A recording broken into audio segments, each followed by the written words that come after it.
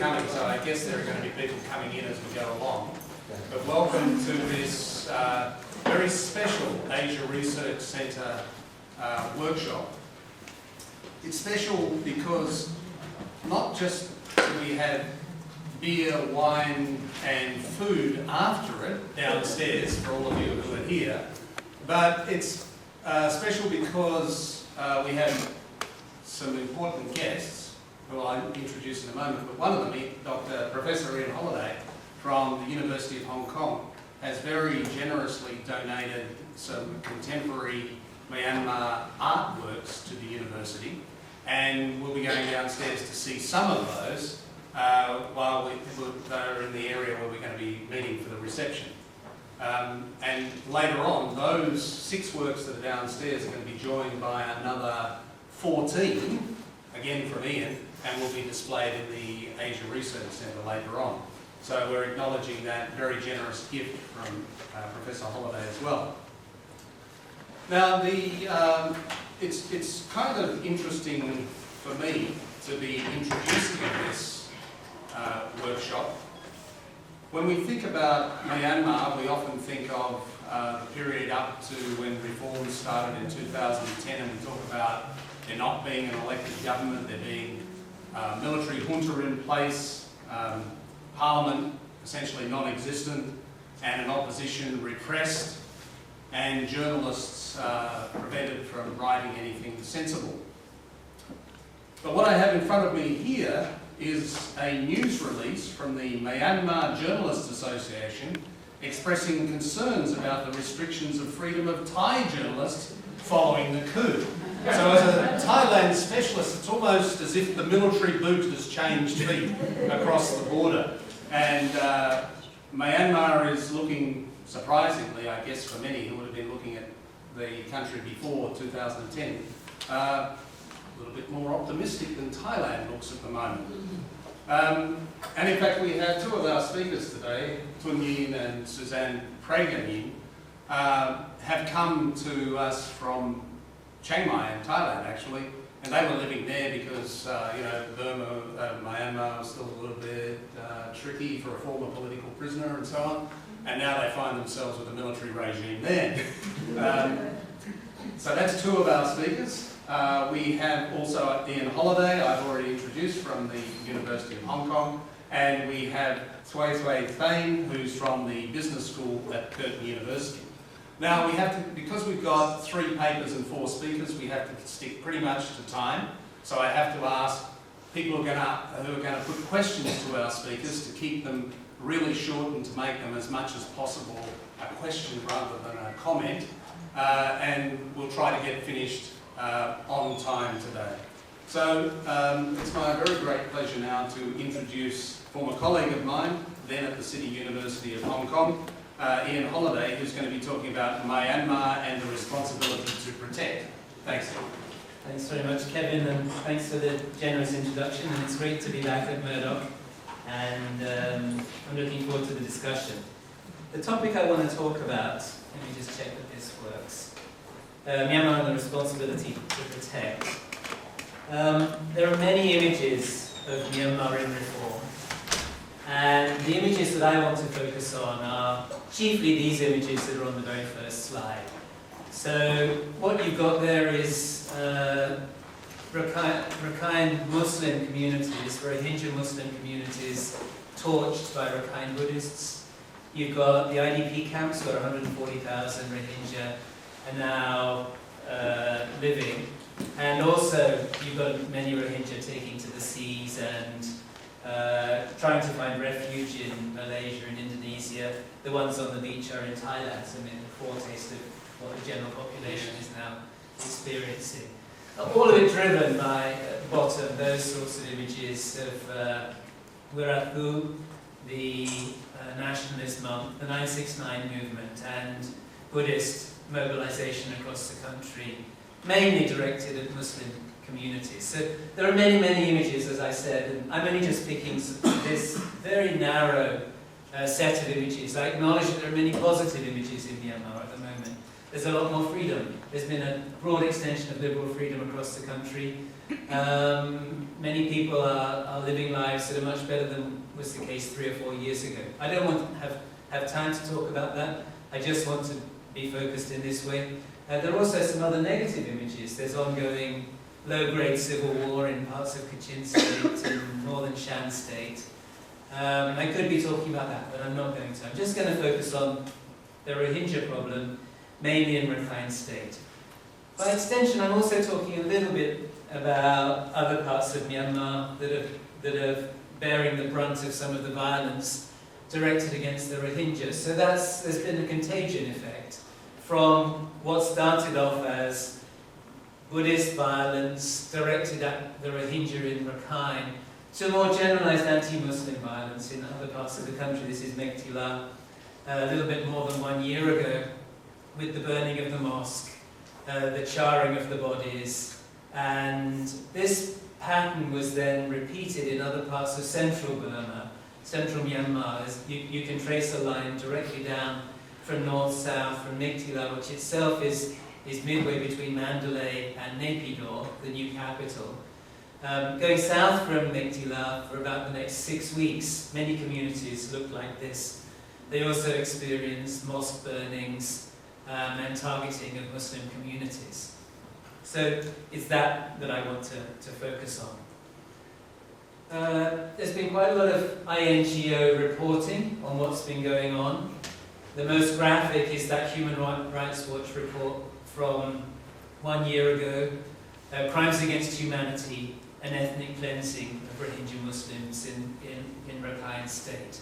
So using 2 key terms there, as I'll go on to explain in just a minute, crimes against humanity and ethnic cleansing have a particular status in international society right now. Physicians for Human Rights also published reports on, first of all, on the Mektila, based on eyewitness accounts documenting the deaths, what had happened on the ground, and producing a report just within a couple of months of the actual outrage in the case of the Mektila incident.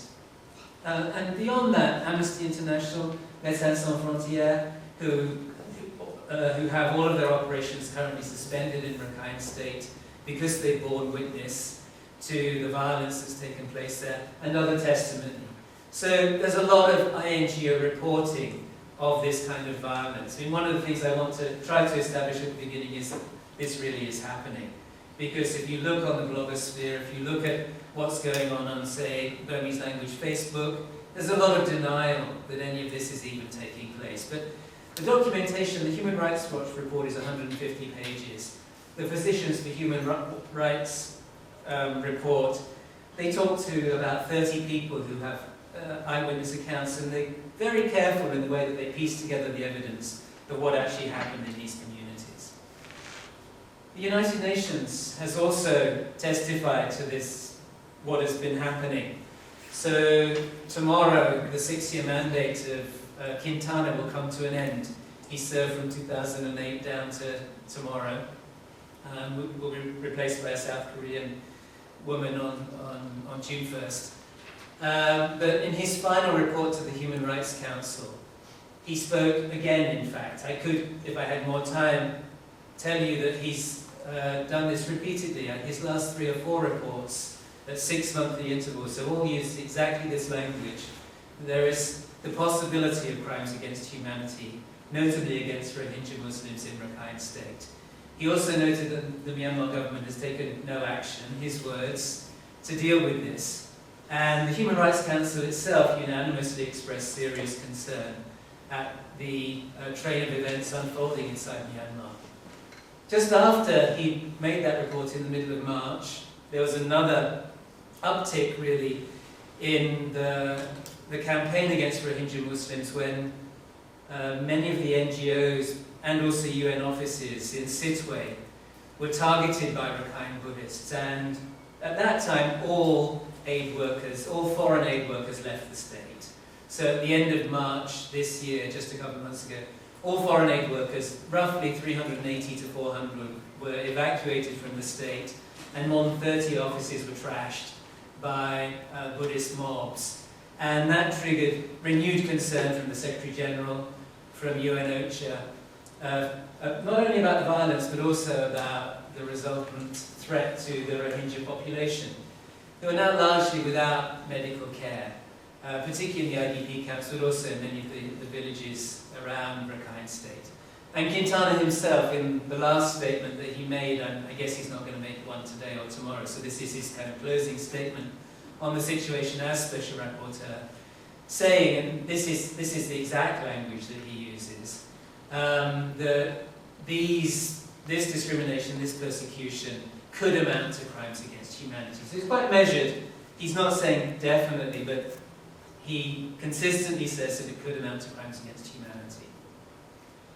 And one other issue which is arising is the possibility of genocide, a looming genocide. Some people are starting to talk about that in Rakhine State. So this is Sir Geoffrey Nice and Francis Wade on Foreign Policy blog a couple of weeks ago. Just saying, well, there are 5 acts that Prevent Genocide International look for. You know, if you want to see triggers or early warning signals of genocide, these are the sorts of things that you might want to look for. And 4 of those 5, that I know of, there's no forcible transferring of children taking place at the moment. But the other 4 are all taking place, and all of them are being visited on the Rohingya population in Rakhine State right now. But by contrast, local voices are absolutely uniform behind the policy of targeting and behind the policy of violence. I mean, there's a spectre of Muslim incursion. And of course, as we know, even Aung San Suu Kyi has talked about, when interviewed by the BBC last October, has talked about the known global threat and power of Islam, and spoken about the fear instilled in the hearts of good Buddhists in her own country. And if you look at what's going on in terms of what local people think, and on the whole, I feel that the default position in any of these sorts of situations should be local voices. You know, we should first of all listen to local voices. But when we do that, what we find is that, as I said, MSF operations have been suspended since the end of February, so it's now 3 months. And they're by far the biggest healthcare provider in the state, way in advance of the government, for instance, and any other INGO.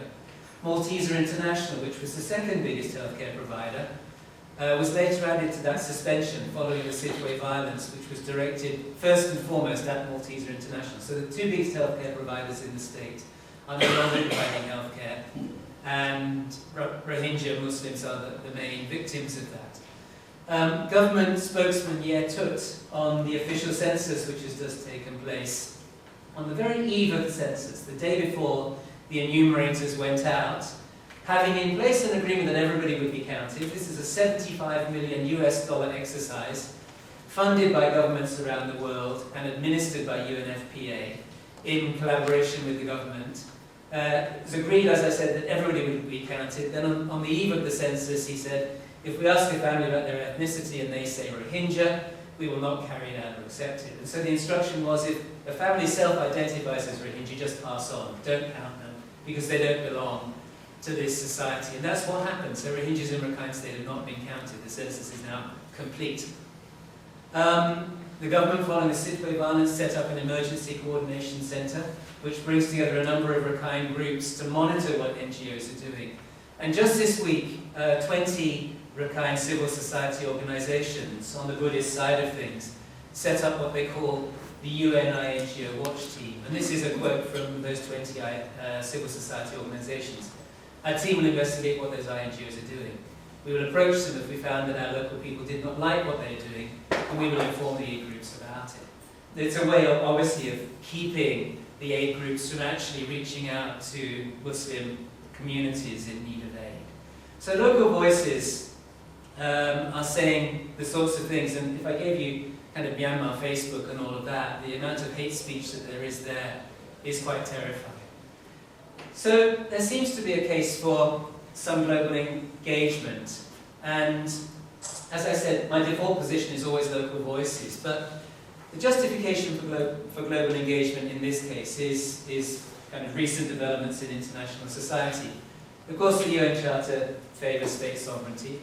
There is Chapter 7, threats to the peace, threats to regional security. But this isn't one of those sorts of situations. The threat that Rohingya Muslims face inside Rakhine State can only very tendentiously be called a kind of threat to regional peace and security. Be hard to justify action under Chapter 7 of the UN Charter, I think. Much more relevant, though, is R2P, the responsibility to protect. So that was devised in the early 2000s, and the R2P that was endorsed in the World Summit Outcome document is a very watered-down version of the original ICISS R2P, but still it's there in 2 paragraphs of the World Summit Outcome document, unanimously endorsed by all United Nations member states. It identifies 4 crimes. There are only 4 crimes that can trigger the responsibility to protect. But 3 of them are already being talked about and documented inside Rakhine State.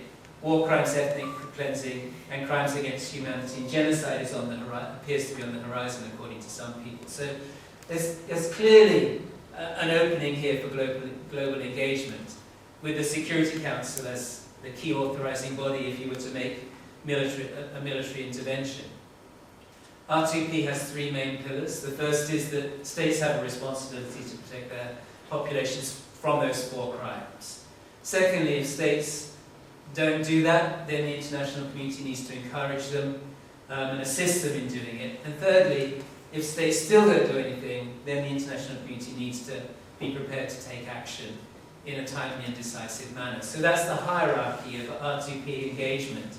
And just looking at that, Myanmar's already clearly a Pillar 2 R2P state. At the very least, the international community does have that responsibility to encourage and assist. It's tending very closely towards a Pillar 3 state. We're really not that far off. R2P has a global monitoring body, the Global Centre for the Responsibility to Protect, currently funded by 15 governments around the world, set up by the sorts of INGOs you'd expect to find, the International Crisis Group, Human Rights Watch, Oxfam, etc.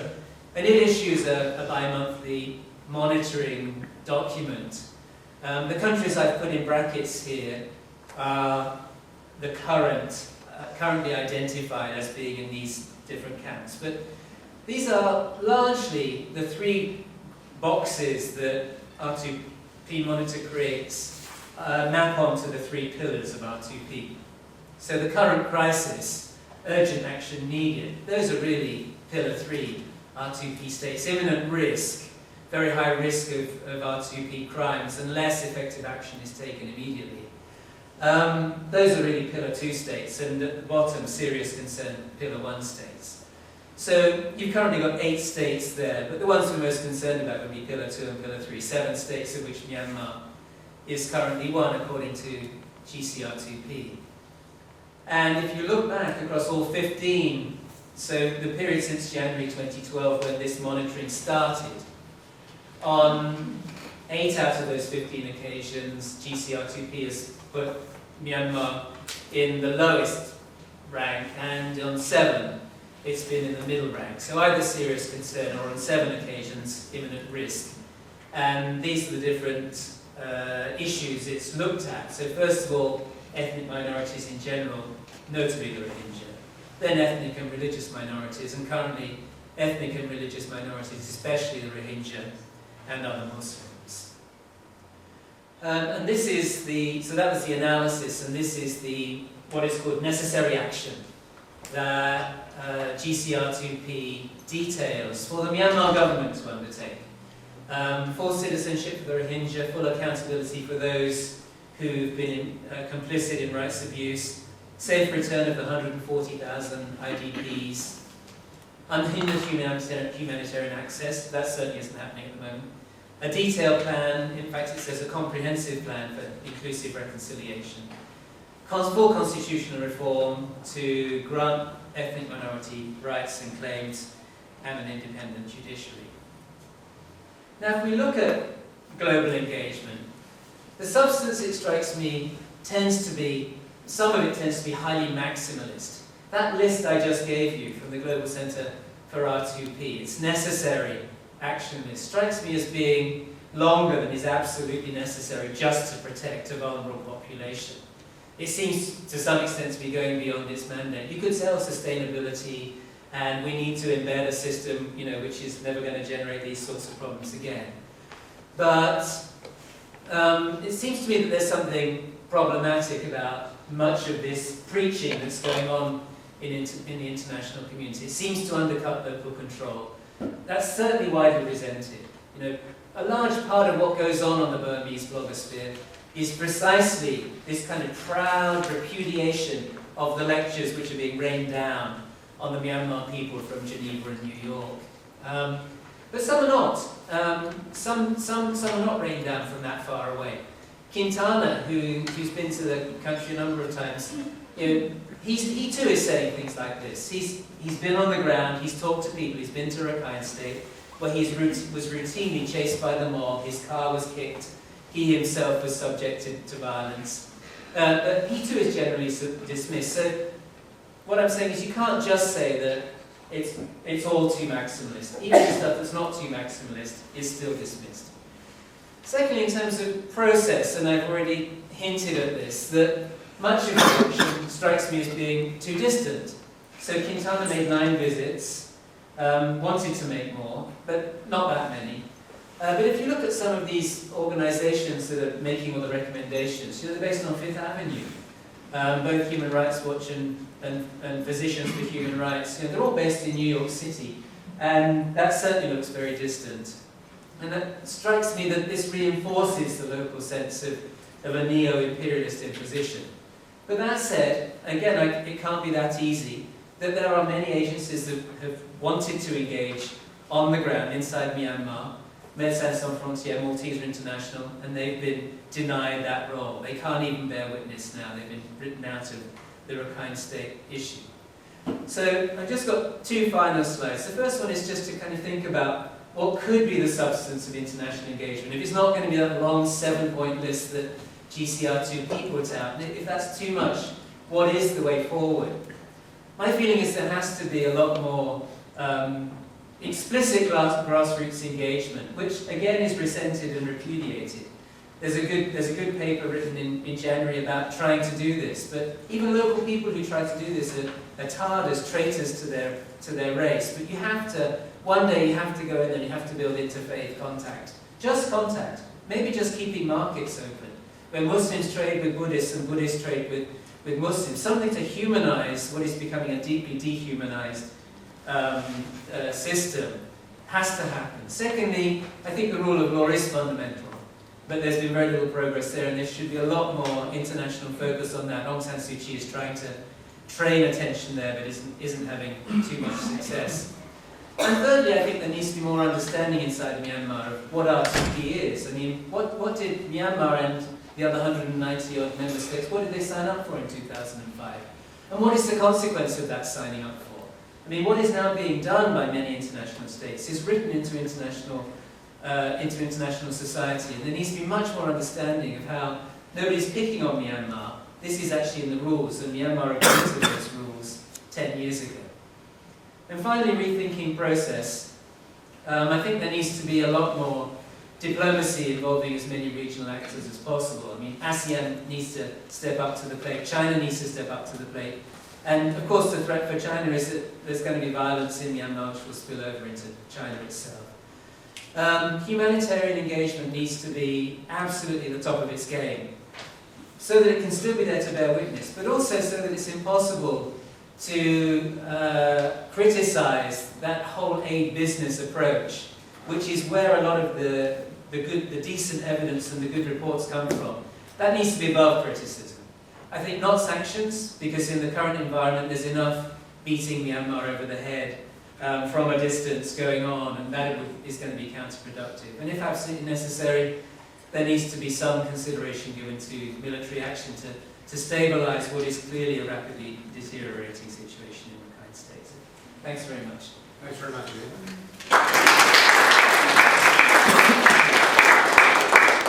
So we've got about 10 minutes for some short, sharp questions. Can I jump in? You finished by referring to the possibility of military action. That seems a pretty surprising thing to throw into a situation as of the fight?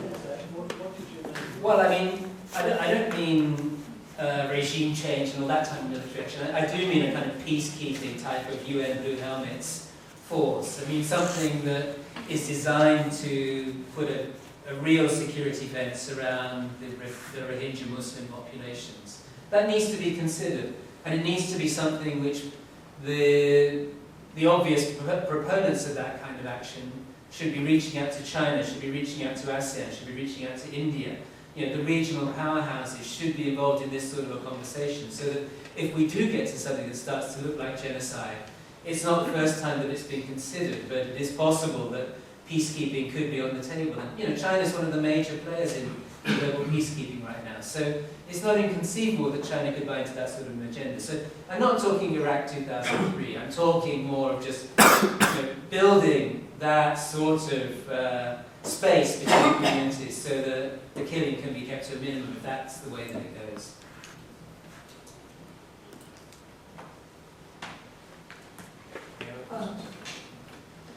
Sorry, over there first.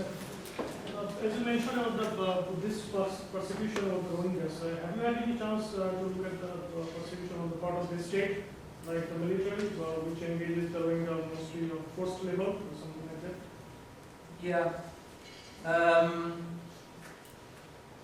I don't think that there's so much of a difference between the Rohingya and everybody else in that regard. I mean, Kachins and Shan, and, you know, all sorts of minority populations have been subjected to that over the years. And I mean, one of the things that we're finding in the current situation is that the Tatmadaw is actually rehabilitating itself through this whole violence directed at Muslims, because ultimately they're the only ones who can reproduce the public good of order. They can reimpose order. The police are not able to do it. You know, regular, routine regional administrations are not able to do it. The Tatmadaw comes along, and it is the one that is able to quell the violence. And so, on the whole, I think we're looking towards a 2015 general election, and we're seeing the senior general, Min Aung Hlaing, positioning himself for a presidential run. And I think this is going to be part of the case that he makes, that we've got some dangerous tendencies in our society, and if we want to keep stability to underpin our democratic transition, such as it is, then, you know, the army is still a key player in it. So the army is actually getting quite a lot out of the current crisis. Yes, thanks. This is my pure independent view. Looking at it from a Burmese point of view, I think he has asked a very good question. Please do not think that the problem in Burma is purely in terms of Buddhism or Islam. Right? In fact, if you look at what we have given in terms of R2P or all these things, now what is happening in Nigeria, what is happening in Israel is between the Islamic thing, between different sects, one thing. So, as an ordinary Burmese will say, they will sort out their problems. And of course, the critical problem in my former country is the trying to get a reconciliation. One is the ethical. Of course, the problem of racism is still in my country, the emergence of Burmese Buddhist nationalism. But you must understand that only during the last 3, 4, 5 years. Well, not entirely. There's evidence of anti-Muslim Yes. pogroms in the early Well, 2000s. yes. You can go back to Yes, it started. to the 70s You to the think 90s. it started when I was growing up. Right. Okay? Mm. Okay, you can have a Nagami, Singami, I think Tutami, all of us understand. I understand that too. But you must understand that during the last 5 or 6 years, there was an elbow room. The most critical thing is the reconciliation between the civilian element and the military element. And I think, as far as the So Burmese what's your Muslims- question? What's your question? My question is, I think you are trying to find more destructive elements, whether it's the Burmese military or trying to let and say that international, the blue hats must come in for this day. Later on, how about the Christians? How about the monks? It's a technical problem. No, there's a difference. There's a difference in that the Kachin and the Mon and all of those are recognised by everybody up and down the land to have a place within the society. Now, it's not yet agreed how federal Burma is going to be, how unitary and all of that, but nobody says the Kachin do not belong in this country. Nobody says when we do the census, pass by any family that self-identifies as Kachin. With the Rohingya, 90-odd% of the population, I'm sure, would say that these people have no place in our society. When the census is conducted, you pass by if a family self-identifies as Rohingya. So it's very, very different. You can't say that this is just the same as the old ethnic. Sorry, I'm going to have to pass on. We've only got a couple of minutes left and there's one more question. Yeah, thanks. It's a very interesting presentation. Part of the question you've already answered to an extent, but I was wondering whether some form of armed resistance on the part of the Rohingya could actually change their status, almost counterintuitively. I mean, there has been some. There has been, I mean, some of the outrages against Rohingya Muslim are triggered by an isolated killing of a Buddhist by a Muslim group. So that's been counterproductive. But I mean, full armed resistance, they don't have access to the weaponry, they don't have support from anybody. I mean, they have no hinterland, even though many of them are, the official name, of course, is Bengali for these people inside the country. But they have no support within Bangladesh, no supply lines or anything. Which, if you look at the other side, if you look at the eastern side of the country, the fact that there were refugees in Thailand, refugee camps in Thailand, has been very useful for the Karen and the Kachin militias. They have been able to go there for R&R, and they have, obviously has helped. There's none of that on the Rohingya side, and it's almost inconceivable that there could be a meaningful Rohingya armed insurrection in this situation. May I say something here? Just very recently, it's a matter of few days, the Burmese journals and news of the media are reporting clashes between Burmese troops and RSO, Rohingya Salvation Army. This is just very recent, within a few days. And I read that the government, the Yangon government, had protested to the Bangladesh government, and they're talking about cooperating with Bangladesh government to take care of this problem. So the beginnings are there now. It's just that for the other minorities, some combination of corruption and repression to some extent led to some kind of accommodation.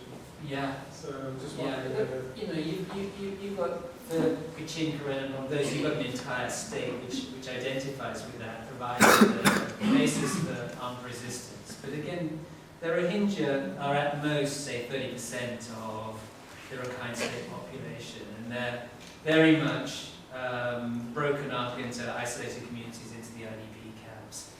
I think there's no parallel really between their situations. Last question. Yeah, I'm from Burma. My name is Pomjo. We don't accept Rohingya as an ethnic group of Burma. We call Bengali from Bangladesh. It's like a migrant worker. What the problem is, in Australia, we have the Aborigines, right? We are migrants. We don't ask, please give me Aboriginal status. That's a problem. That's why, but the thing you point out is wrong. The government spokesperson yet to said not like that. There's something wrong, I think. I feel very sad. We don't accept as a Rohingya. Do you have a question? No. Okay. Okay, thank you very much. We'll move on now to the second paper, which changes the focus a little bit. We've got Tuepo Bain talking about from cronyism to oligarchy. Just give me a second to put it up for you.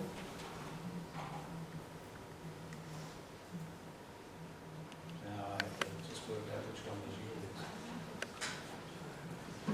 Yeah, there we go.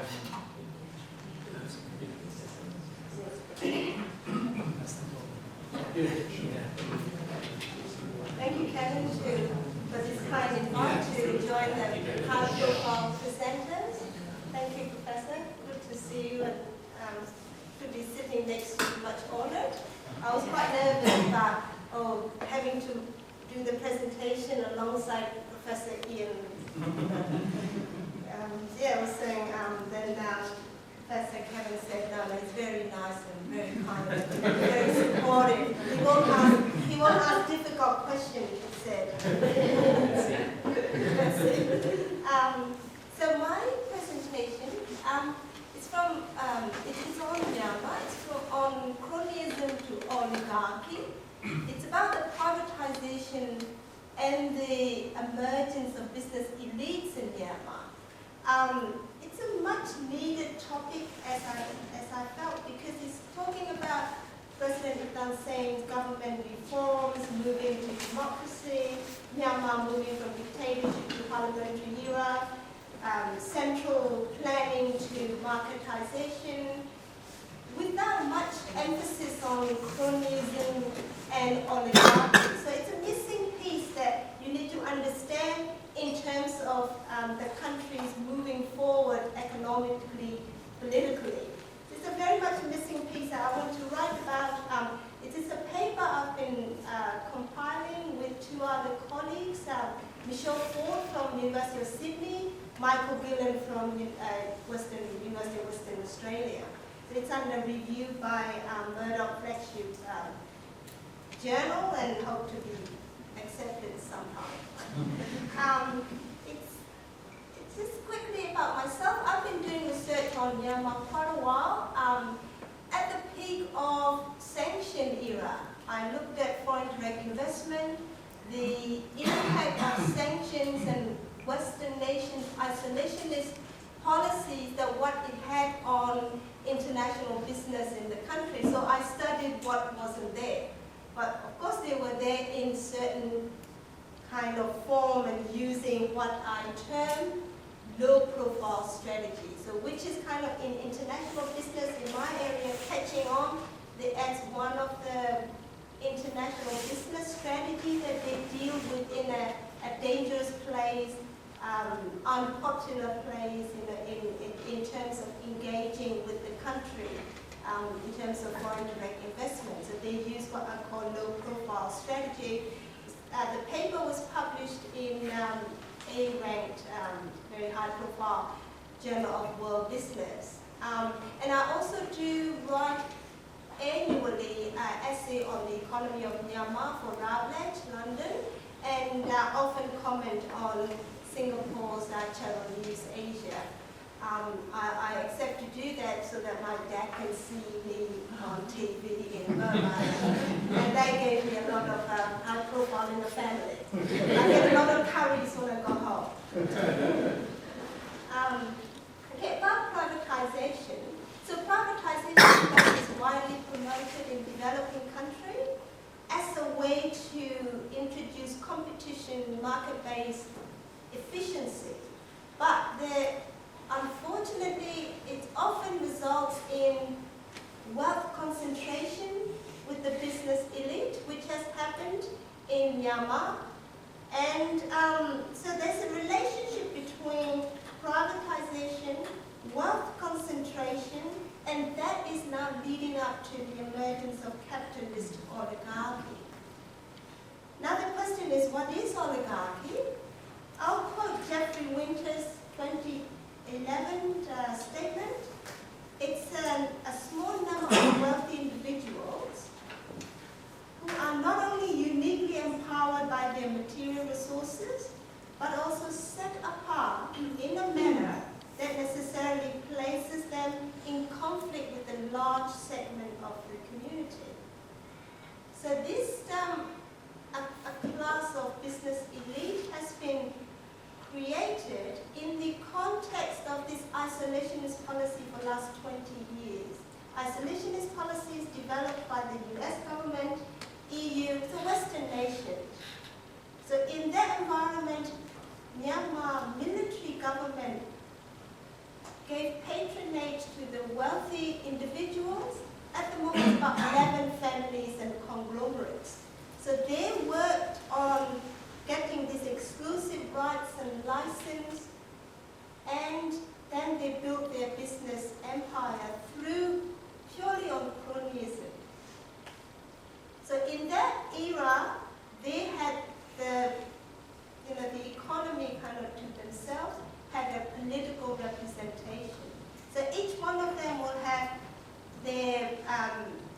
the generals, the favorite generals that are kind of, their kind of patrons. So oligarchy, continue on to the definition. Oligarchy centers on the political challenges of defending concentrated wealth.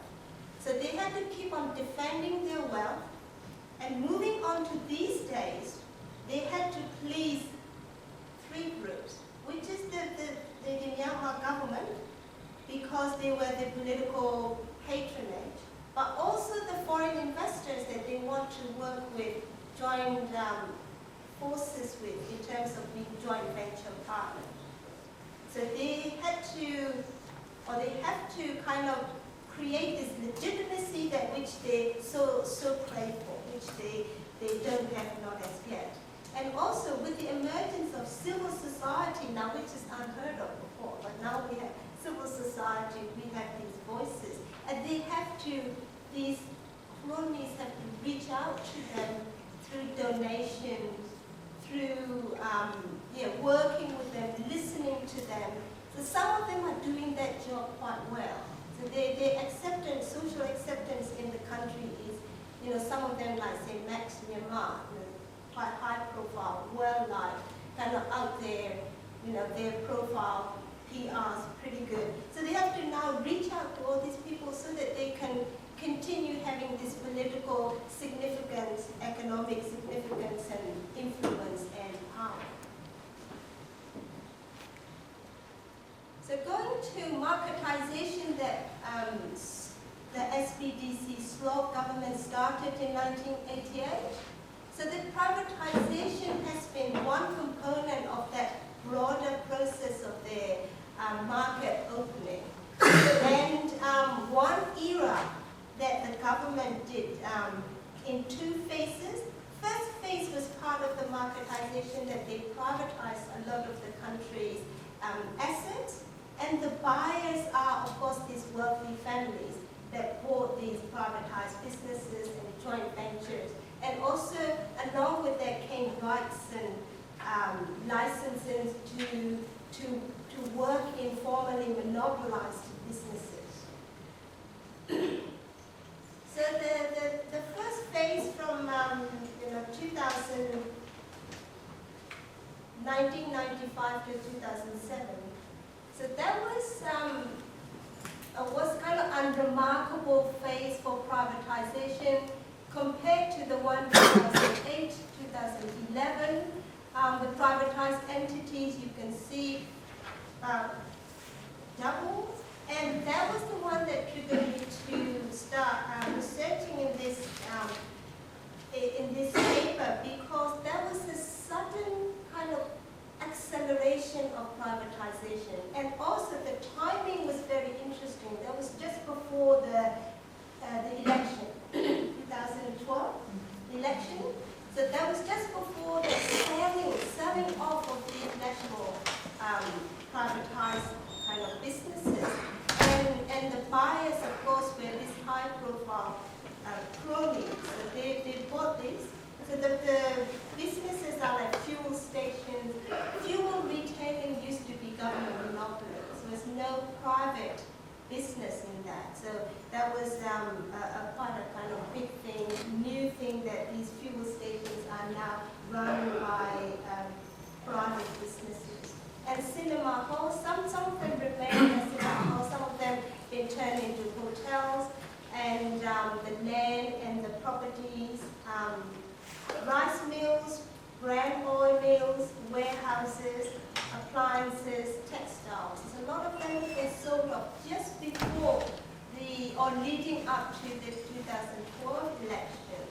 And of course the indication of that selling was that after the election, when the political power has been eased off, the economic power will still rest with the country's elite and the businesses. So we're talking about now the second phase of the privatization. That is an accelerated one, and so you will have a a lot of businesses. I have the list of businesses here. That will be the transportation, mining, dam construction, fuel retailing, manufacturing, and of course the buyer, the two types of buyer. These wealthy businesses who are cronies. Not only that, a lot of them are also bought by the arm of the military, the economic arm of the military called Union of Myanmar Economic Holdings Company. Very powerful, a wealthy conglomerate owned by the current and retired military personnel. So when we look at the second phase, it's that alongside these privatizations of assets, it's also about licenses and rights to operate, licenses and permits also gone in. It kind of featured a prominent participation of military-linked companies like UMEH and a lot of crony conglomerates also there. So the cronyism, the term, that kind of emerged in the language of the activists and the media. So these days, crony, it's only around, I would say, 3 years, the word.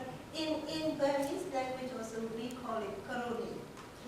So you ask anyone, they know who crony, and then you ask a taxi driver, they'll drive you around and they will say, that's crony, or this crony, or that, this is a crony.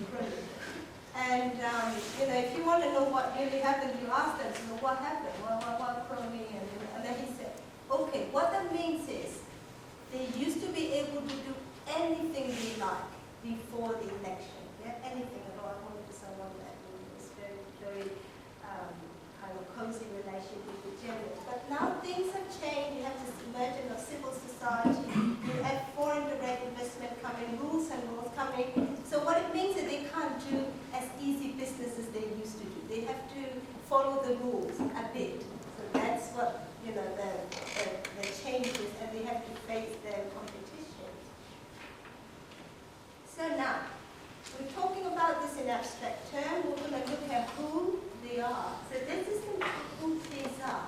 O2 Trading, the most well-known crony and probably one of the richest as well. It's the most prominent, and he built her first airline, Air Bagan. So if you've been to Bagan, and you probably have flown in his airline. It's a good airline too. So crony owns good, reliable businesses. Can't stay away from them. We were in Naypyidaw and staying in a hotel, and then we saw this sign that IMF staying here. What IMF? So, but the financial sanction is still on, and this hotel is owned by the Tezar. So, you know what I mean? Once you go to the country, it's hard to separate. Lonely Planet wants you to separate, but how do you do that? Because they're everywhere.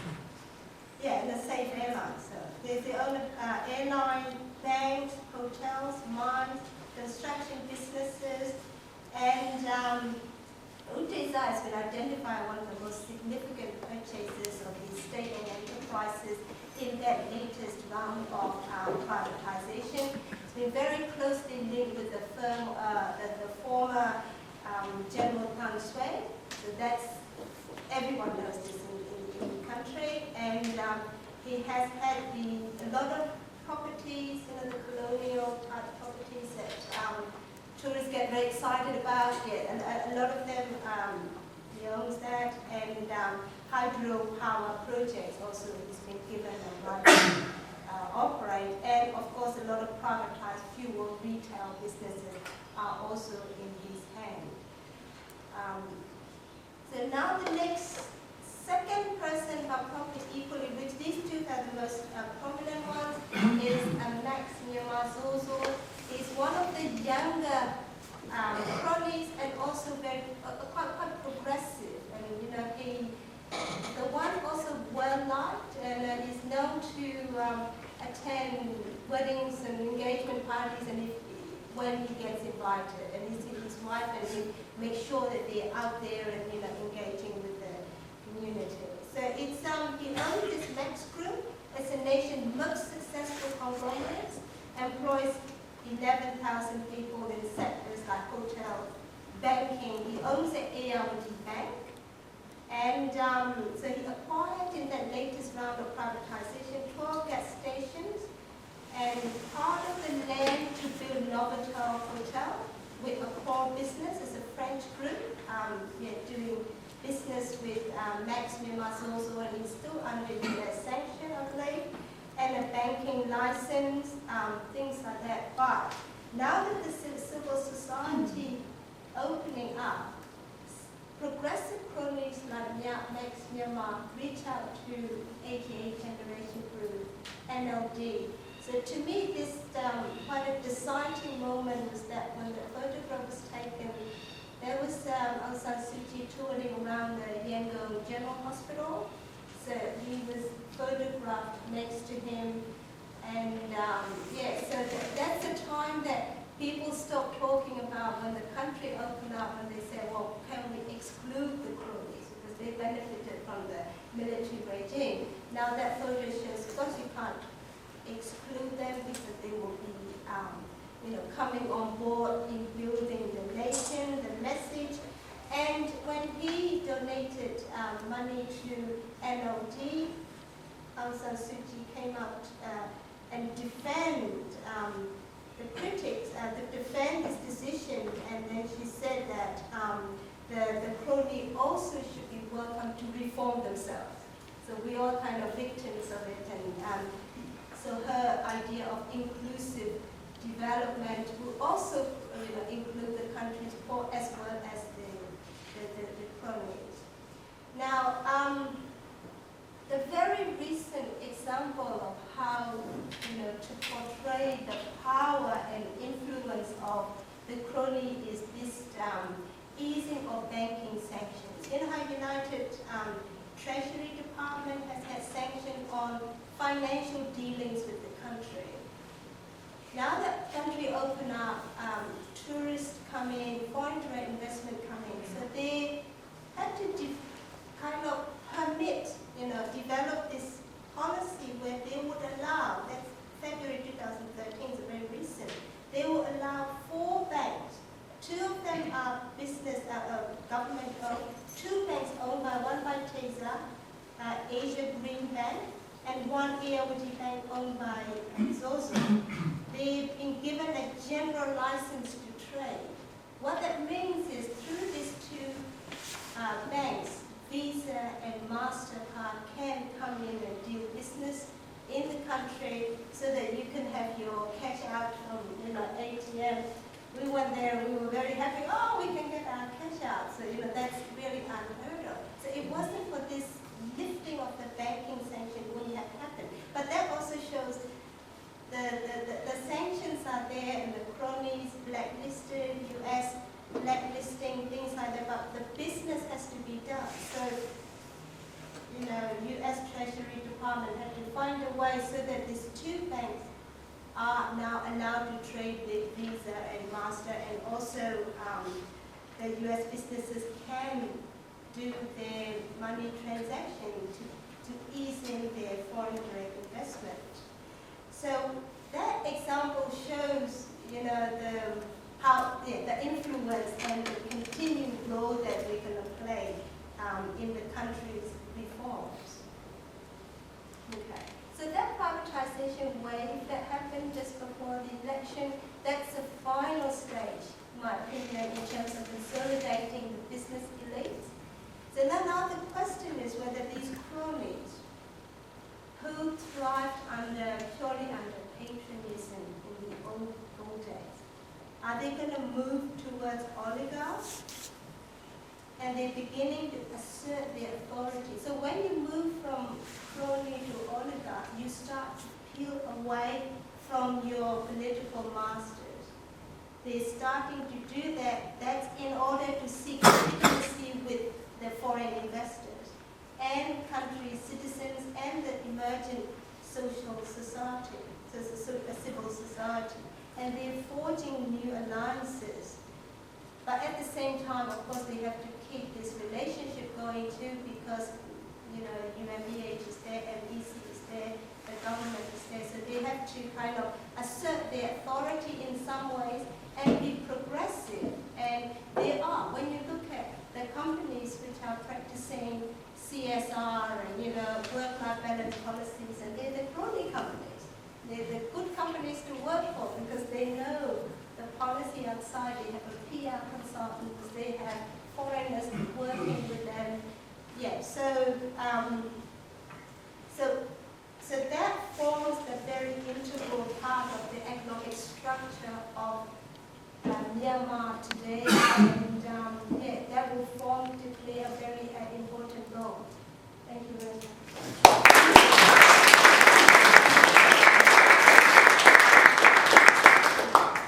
Okay, so we're open for questions for about 10-15 minutes. Shahar, please. Yeah, thanks. I guess there's several options one can see, but I was wondering where you think things are going. I mean, if you look at Russia, for example, there's a bunch of oligarchs that basically kind of emerged at a certain time, and then the state cracked down on them in a very aggressive way, putting someone like Khodorkovsky in jail for 10 years and just basically disbanding the whole system. And then you have other situations like Indonesia, for example, where they actually, you did see an oligarchy emerging. So what do you think of this situation? And the oligarchy will, well, if they play their cards right, I think which they are, they've been quite progressive, they've been out there reaching out, and their businesses are very diverse. I think they're going to continue on to seek the legitimacy that they so want.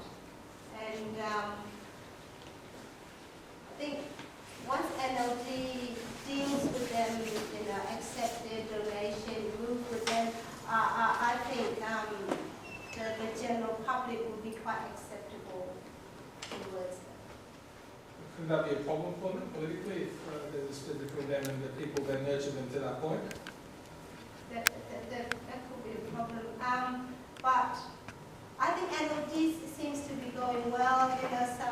According to some comments, if they don't make it in 2015, I'm sure one next presenter will shed more highlight on that. They'll make it. So I think they're kind of here to stay.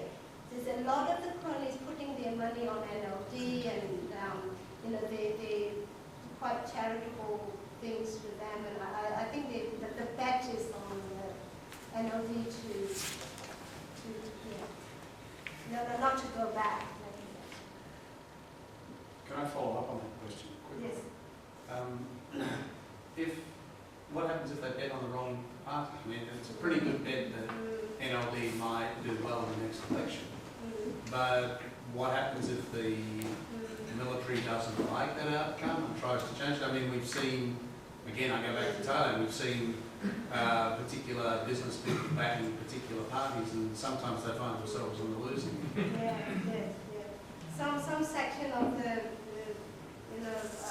critics say no matter what the government, whoever the government is, they'll need the money. And then who have the money? The oligarchs will have the money. I just wanted to add something. I think they pay everybody right now. They are paying NLD. Betting on all horses in the race. Hedging the bet. Yeah, that's what happens right now. Yeah, in Indonesia, and there's been quite a lot written about oligarchy in Indonesia and the sort of things you're talking about. Sometimes, it's impossible to tell where oligarchy stops and the state begins. And your idea that an oligarchy comes about when it peels away from the state, I don't think I think it needs some rethinking. Because quite often, in a lot of countries, the oligarchs are embedded in the state, deeply in the state. In the United States, oligarchy is mainly separated from the state, and its integration with the state is more insidious and complex, and it's not a formal control of the state. Yeah, but in the case of Myanmar, to seek foreign investment, to sell themselves as a proper partner for a foreign investor, they will have to have certain independence from the generals.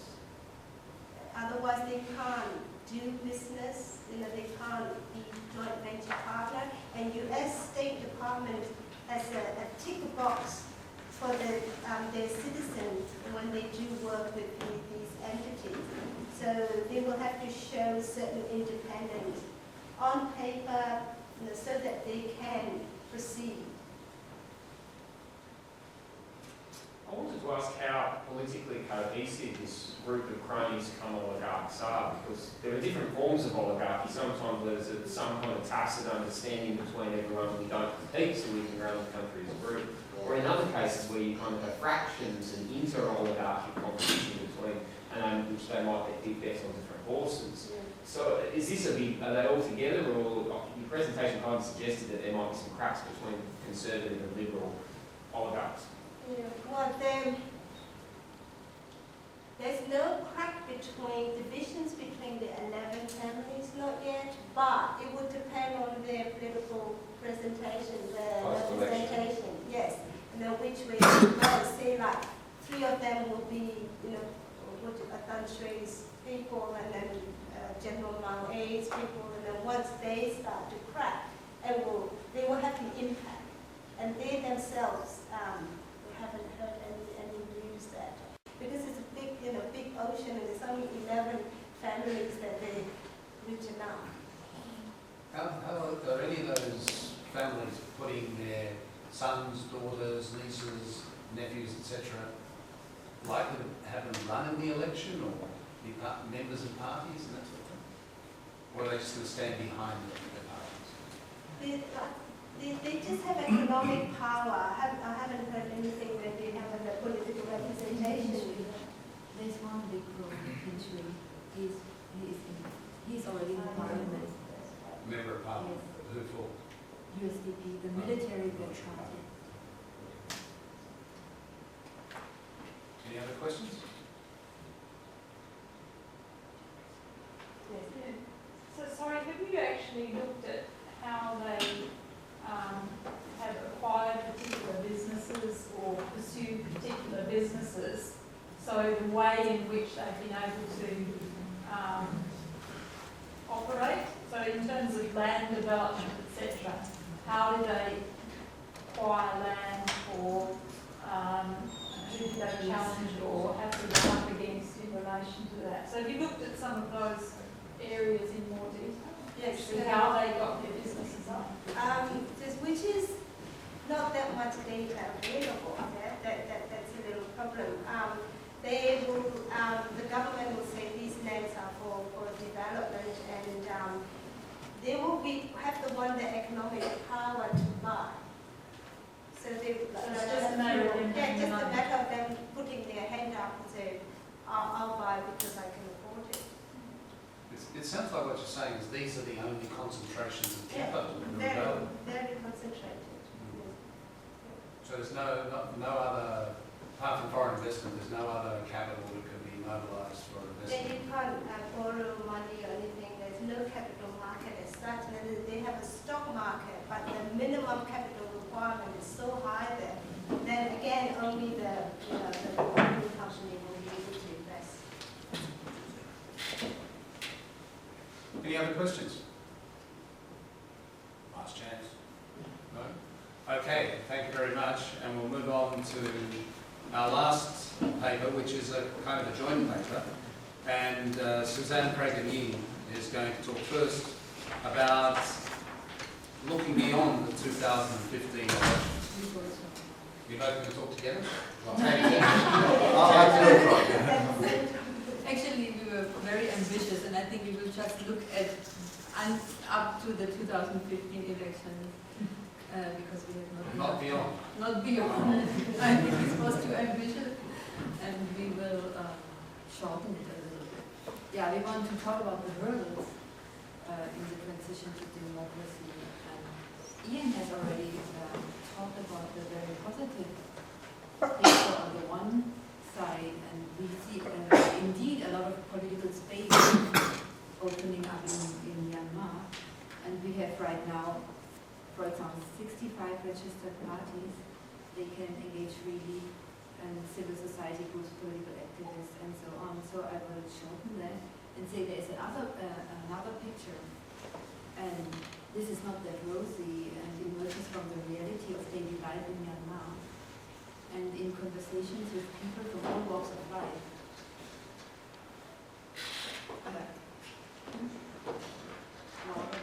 And I also forgot to thank that you invited us, because we are very grateful. It's the first time that we are in Australia, so it's very exciting. Okay, so this other picture is not that rosy, and it emerges from the reality of daily life, and also of many conversations that we have in Myanmar, all walks of life. This picture describes a government that could not end the war in the Kachin state, for example. That war is still ongoing, and has so far not been able to build trust in the citizenry, as the economy is still largely controlled by cronies and the military elite that is heavily involved still in land grabbing, not only in the countryside but also even in Yangon. Part of this picture is the daily anarchy. I call it anarchy because often the state is conspicuously absent when it comes to the protection of basic rights of the citizens. For example, when communal riots broke out in Leytila, Ian has mentioned it in 2012, security forces did not intervene to prevent the slaughter and burning down of houses. Or when in February of this year, monks and nationalist thugs came to prevent lawyers, literati and intellectuals to participate in an officially authorized cultural event because they were Muslims, they were harassed. There were neither police nor other security personnel to stop their harassment. There was just nobody that helped them, although it was an authorized cultural event. Or when squatters built huts on a small plot of land of a retired doctor, the authorities on different administrative levels he went to were telling him that they cannot do anything for him. He has just to accept the situation that squatters are now taking over his land. So, a part of this picture is also a professor at Yangon University who recently wanted to organize a faculty union but was promptly moved to a remote university. In this picture, the changes have not made any difference to the life of the people, who see the power still clearly in the hands of the military elite, and less in the presidential office. I was just going to get it for you. I just have a short slide where I think it's, I hope you can see it. I call it formal and informal power structure. If you talk to people in that room, they know exactly where the power is, and it's not so much the president. That's why I have here a slight hierarchy. And many still say the old dictator Than Shwe is clearly pulling strings. And some ministers are still consulting him. People know exactly which ministers go to him. And if you see the dark green, shows the official civilian government. These are all former, mostly are former military guys, but they are now called civilian ministers. And the light green describes the military-controlled ministry. So the president right now in Burma has no control and has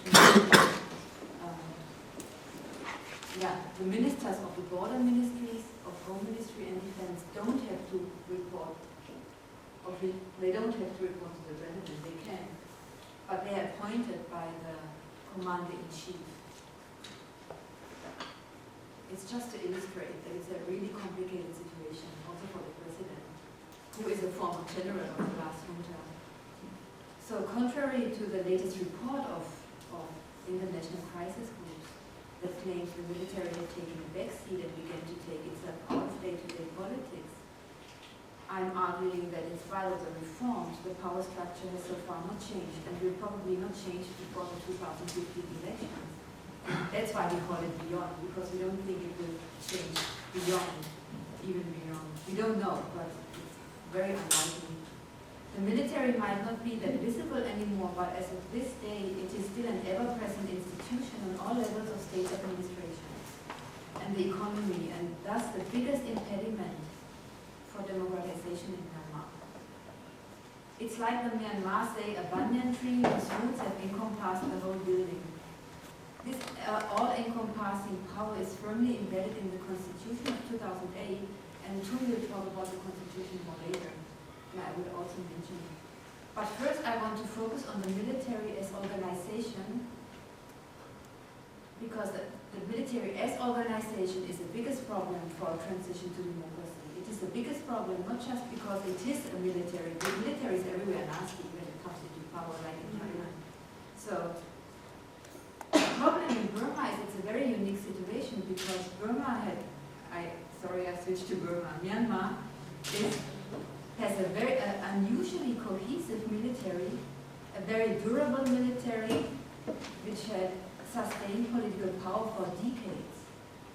If you think about it, for 50 years they could build an institution. And today it's a very huge organization. It's really huge. The cohesiveness goes back to the former dictatorship. He already built that cohesiveness because the dictator was called Win. He institutionalized a very sophisticated mechanism of reshuffling and promotions of military officers, and by doing so, he created a very cohesive officer corps to prevent factions. So why is this interesting? Because the successive government, junta under San Shui, who took over in the 90s, he could build on that organizational structure. And unlike Levin, who kept the officers corps small, San Shui modernized and enlarged the Burmese army in an unprecedented way. And not only the army, the officer corps, which is very unusual. Because usually you are keeping your essentials small. So I want to show you a picture. The military troops grew from 160,000 in the 80s to now 350,000 plus.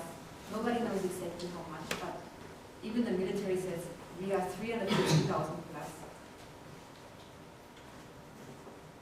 And what is more interesting to us, I think, today is that they built many, many more military schools and graduated from approximately 500 officers in the 1980s up to 3,000 plus in the late 2000s. So it's exactly when you are mentioning that they increased also the activities and get more money. So shortly before the 2010 elections, we see the highest point of graduations. It was 3,000 plus per year of military officers. So the junta was building a garrison state in which officers were not only manager of violence, but also trained to become expert in different civilian professions. You can see that I have no data for these smaller ones. I don't think that's working. What I show here, DSA, is the elite officer school. The Defense Services Medical Academy is the second one. So they all add up. So what they created is schools for medical professions, for technical professions, for nurses, for engineers. And all together are over 3,000 in the late 2000s. So we call them in civil military relations, we call them dual function officers because they are not only military professionals, they are professionals in civil professions. This enlargement had to be financed. To raise money, the junta decreed already in 1989 that the military units and regional commanders basically could do whatever was necessary commercially for the welfare of the troops, like taking over land and engaging in commercial businesses at their discretion. So this is very important to understand. What they did is they said, regional commanders are the strongest in the army because they control troops. And they could do whatever they like within their area. They could do businesses, they could grab land, they had the power to do that. And this was also, this led eventually also to colonialism. This is all connected. This was officially called to provide the welfare for the personnel to strengthen the capability of the Kamara. That's how it was called in the law that was released at the time. So state-owned enterprises received parallel to this power that the regional commanders got, and also military units, economic power. They had a new law, and for the state-owned enterprises, you mentioned them, that they get the sole right to extract and market the resources of the country, such as metals, precious stones, teak, timber, oil, gas.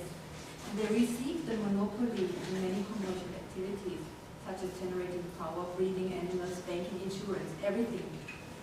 Basically everything. I think I go shortly back. These are the state-owned enterprises. The OECD assumes they are still today over 600 state-owned enterprises. And all these state-owned enterprises are run by military, active or non-active military officers. And some of these are the very lucrative ones, like Myanmar oil and gas enterprise, Myanmar timber enterprise. So these are, all these state-owned enterprises are run by the military. Suzanne is referring to the purple line. The Yeah, sorry, the purple line, because they are all attached to a ministry. Formally they report to a minister. So simultaneously, military-owned economic holdings were founded.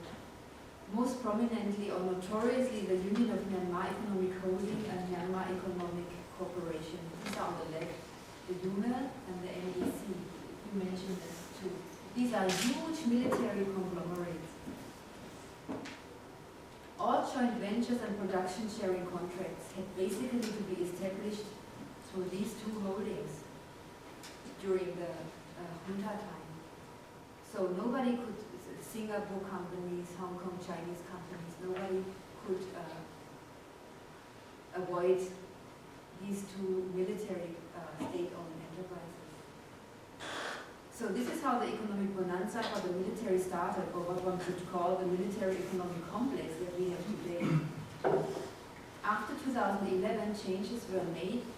Sorry, I have here a picture. These are only the military-owned companies, only. And all these numbers show what, that they have many holdings and companies. So even military units had their own commercial enterprises, or they were allowed to do.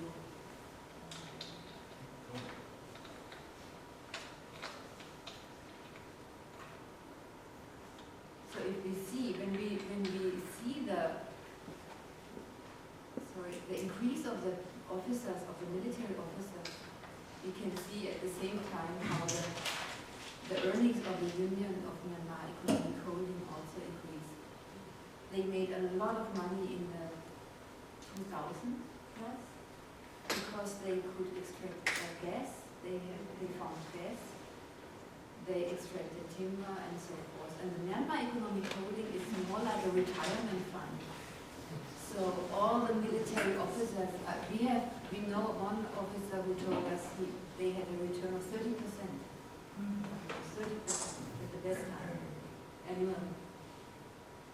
Better than Mados.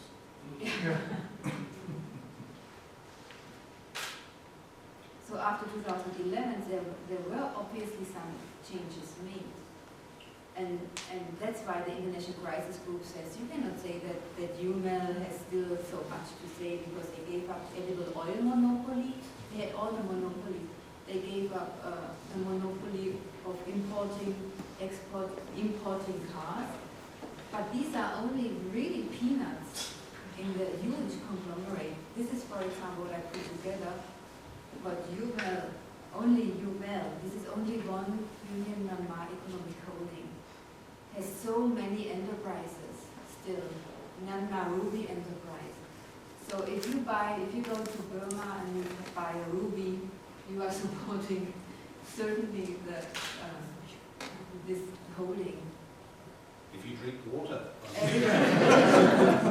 Cane, sugar, everything, they are very diversified, so you cannot avoid, that's what also my colleague mentioned, you cannot avoid these. And these are, many are really run also by military because they have not always the economic knowledge.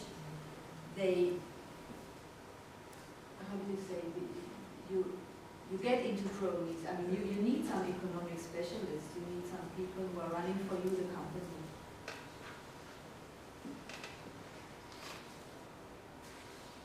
What I wanted to stress here regarding our topic is by enlarging the army and officers' corps, the junta created a monster for its successor government that has to be fed.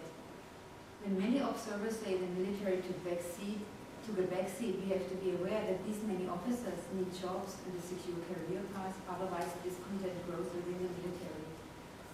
Moreover, these many officers are also expecting the same career prospect and perks, or at least economic security, like their predecessors. This applies especially to the most powerful officers, those in the command of troops. I don't know if I have a picture here.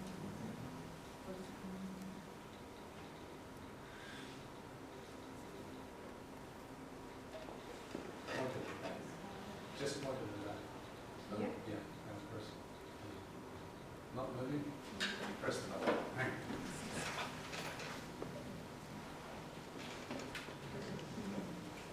It's decided to stop.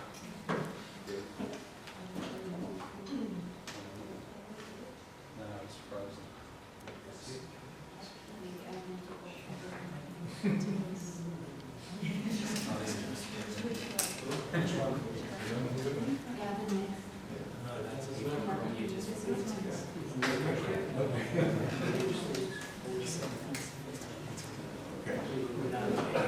So currently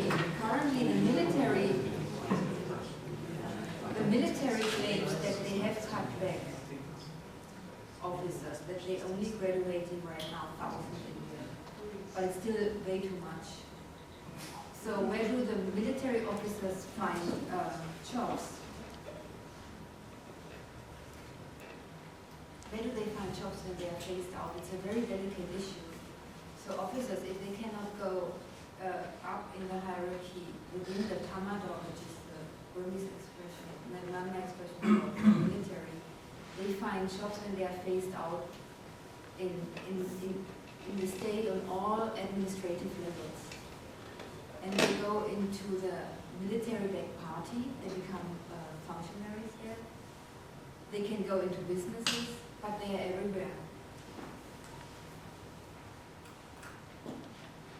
For example, earlier this month, it was reported that another 5 surplus officers were promoted into civilian administrative positions. The headline read, 5 military officers transferred to the civilian service, promoted within 2 days from staff position to assistant director. So it goes very quickly.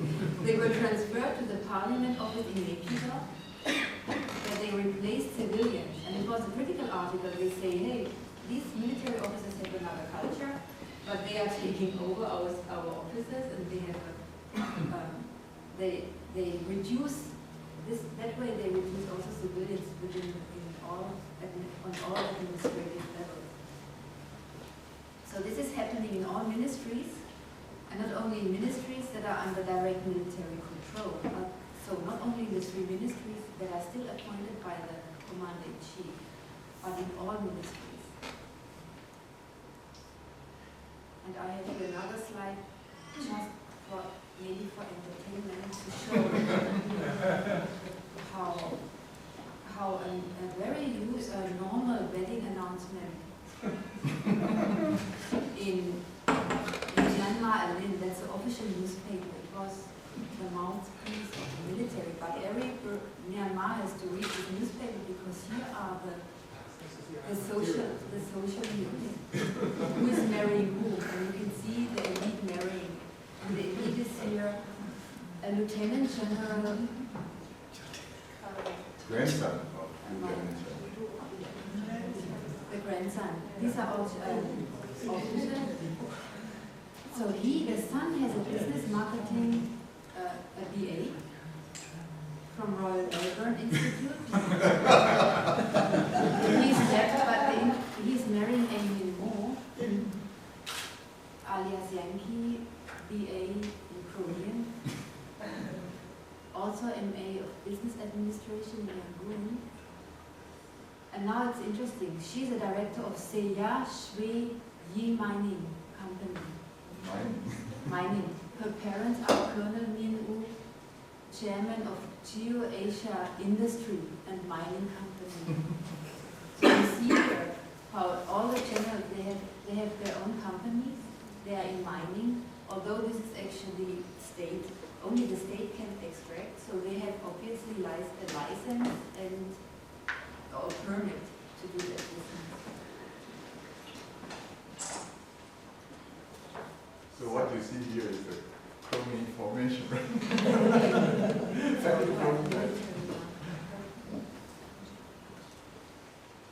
So this is, according to my view, the biggest hurdle, that we have such a huge military organization that is just a reality in Burma. It's a very cohesive group, and they have now kids who study abroad, come back, and are running their businesses.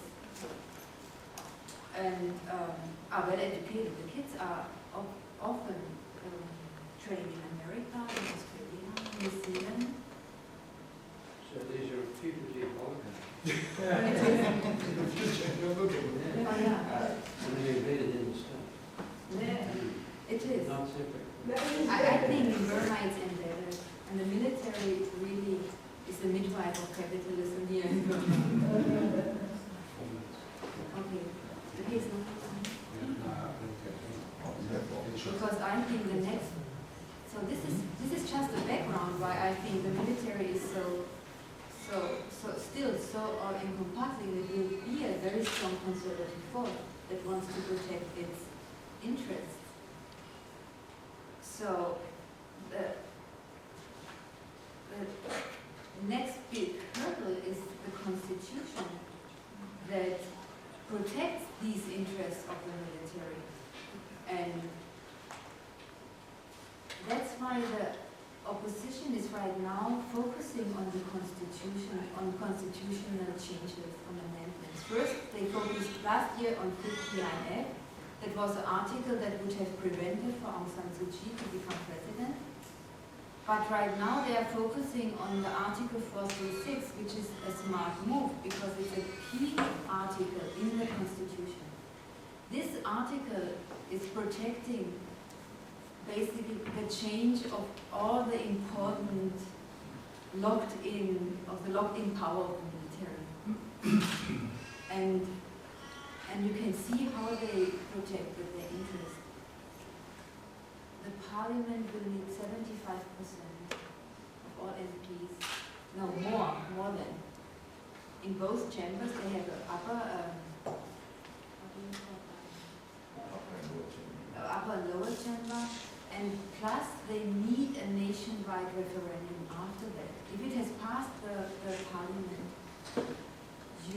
they have to hold a referendum with the votes of more than 50%, not of those who are voting, but of all eligible voters. This is to change the constitution. Yes.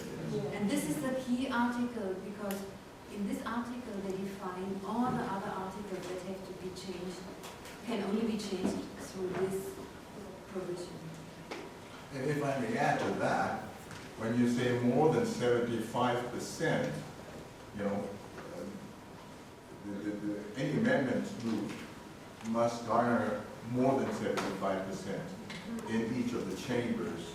But the problem is 25% are appointed military officers. So you have to get, anybody who wants to amend the Constitution will have to get the full civilian complement that is 75, which includes, you know, the Burmans and the ethnic and so forth.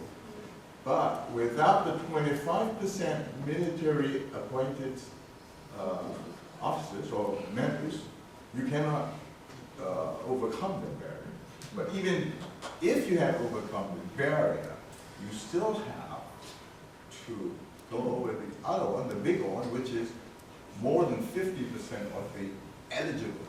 And that's the big hurdle. I think I hand over to you because. Oh, okay.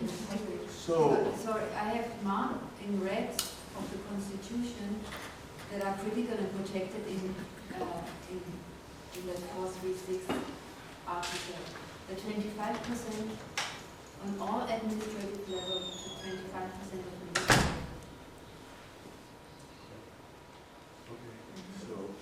To pick up where Susanna left, this Constitution basically protects the locked-in rights of the military. Although on the side it's democratic, it has all the preferences of a constitutional government. And key to that, unlocking that Constitution is that 436. At this point, that's where the opposition is targeted.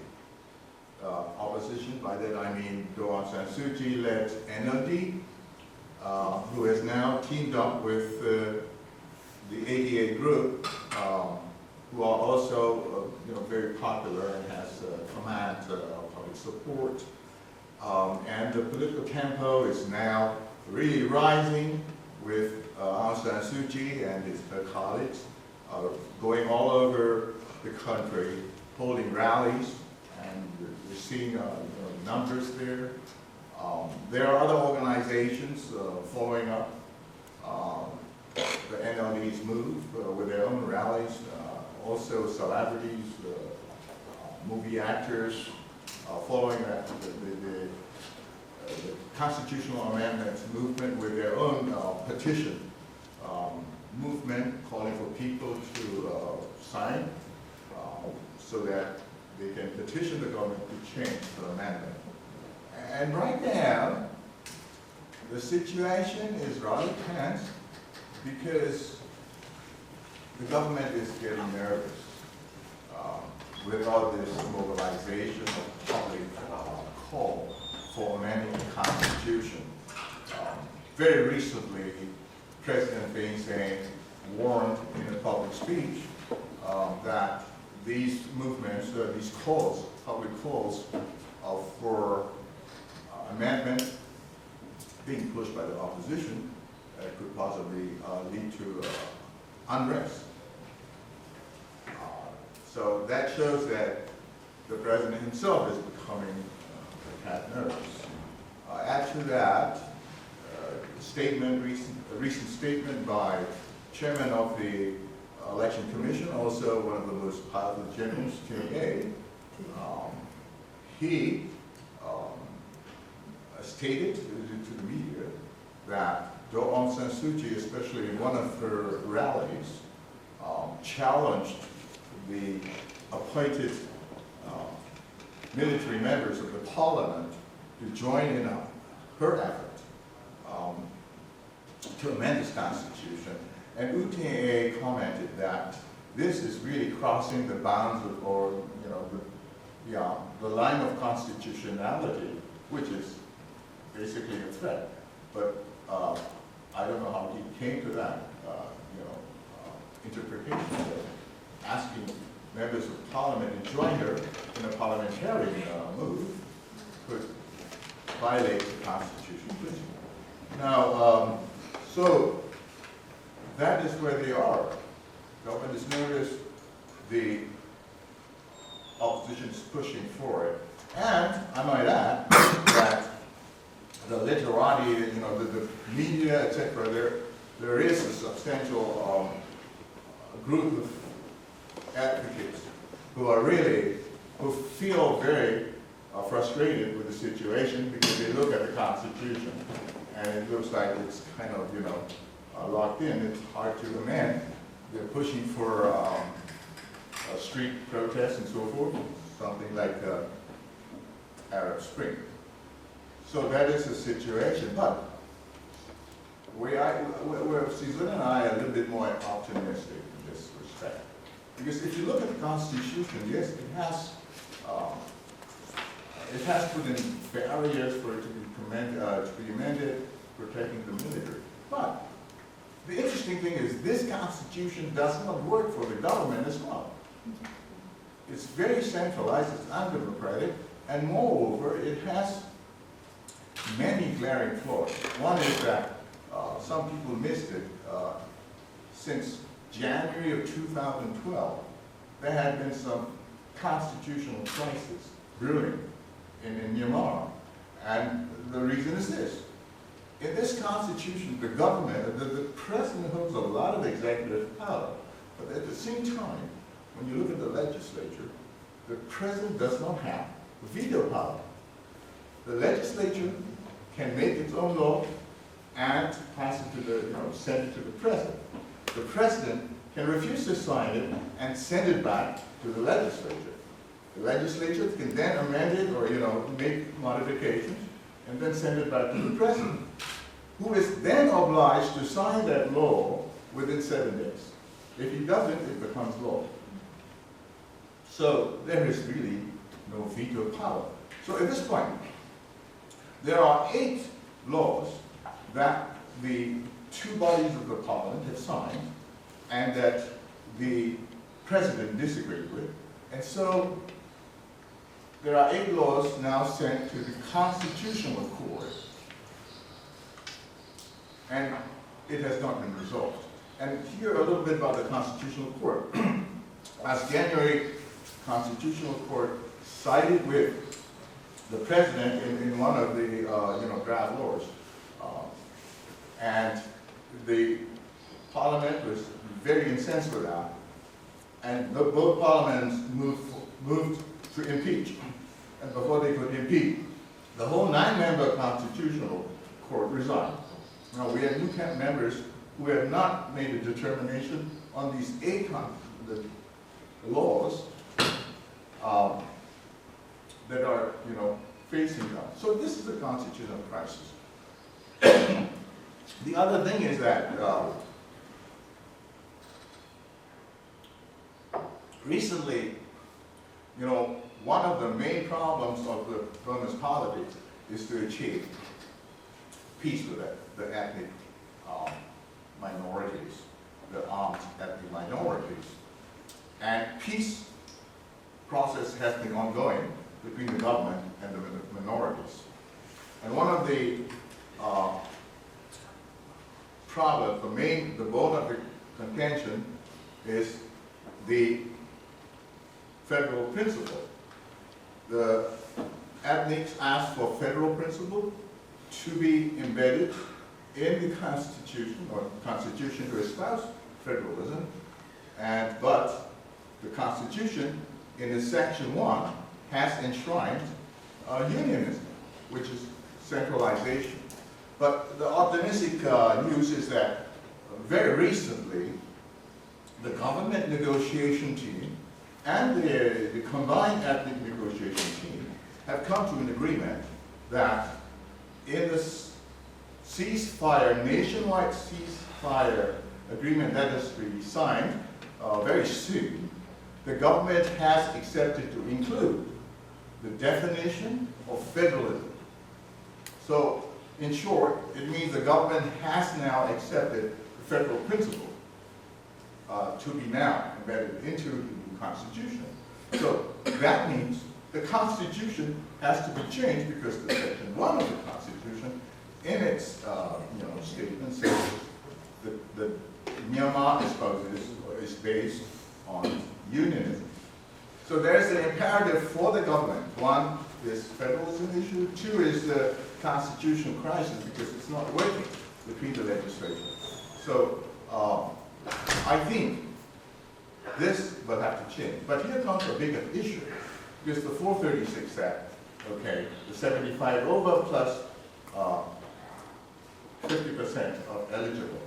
Right now, even if both sides, they're tentatively on agreement, they want to change. They don't know where to start. How are they going to get it? Okay. Yeah. So that is the, problem, and I think, in a way, I'm optimistic. Should I stop now? Okay. I'm glad your last word was optimistic. I'm not. It didn't really sound optimistic. Nothing really sounded optimistic, and Thailand's looking pretty good. But many of the same issues that you raised, constitutional issues, constitutional court, conflicts between parliamentarians and military, etc., ring true. So we're open for questions, and I'm ignoring people who've already asked some questions before. We'll come back to them. We've got one over here, and then Professor Riley, and one over the back. So 1, 2, 3, and then 4 over here. 5. Right, so where do we start? Down there. You mentioned the idea of an Arab Spring type situation is appearing in the media, and considering that the oppression of civil society has at least ostensibly lessened, do you think that any sort of civil society action in the form of mass protest would go down any differently now as it has done so in the past? Like, is there any scope for a mass protest to cause constitutional change? That's a good question. It depends on how well managed the Arab Spring will be, or Myanmar Spring in that matter.